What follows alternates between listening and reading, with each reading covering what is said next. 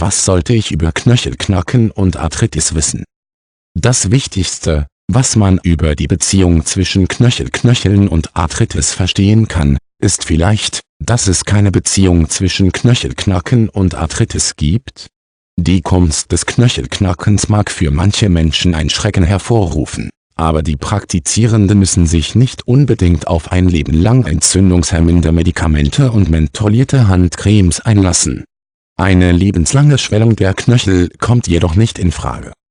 Beim Knöchelknallen wird ein gewisser Druck auf ein oder mehrere Fingergelenke ausgeübt, hauptsächlich auf die ersten Gelenke, die der Hand am nächsten liegen. Bei richtiger Ausführung lösen sich die Knöchelgelenke leicht und es ist ein lautes Knallen oder Knacken zu hören.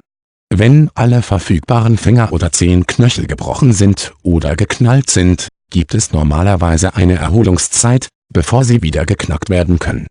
Einige Menschen sind in der Lage, praktisch jedes Gelenk in ihren Händen, Füßen und sogar einige Wirbel in ihren Hals und Stacheln zu knacken.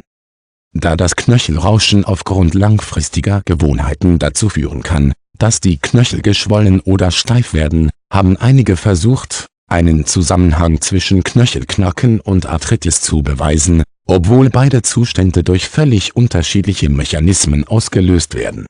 Arthritis ist eine entzündliche Erkrankung, die fast jedes Gelenk im Körper eines Menschen betreffen kann, während Knöchelknacken nur bei relativ wenigen Gelenken sicher durchgeführt werden kann.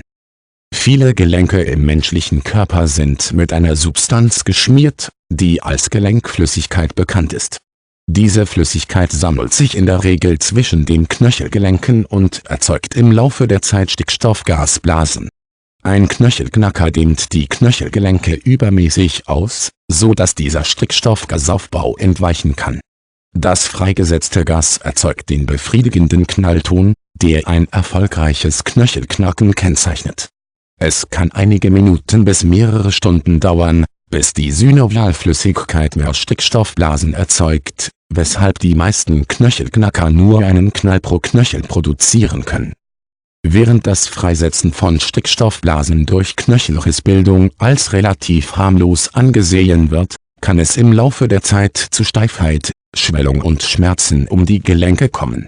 Aufgrund der Ähnlichkeiten zwischen Arthritis und gewohnheitsmäßigen Knöchelknacken-Symptomen ist es leicht zu verstehen, wie die beiden Zustände in den Köpfen einer Person verflochten werden können. Während Arthritis eine chronische Erkrankung ist, die oft jahrelang behandelt werden muss, sind die Auswirkungen der gewohnheitsmäßigen Knöchelknackung im Allgemeinen nur vorübergehend und können erheblich verringert werden, wenn die Gewohnheit gebrochen ist.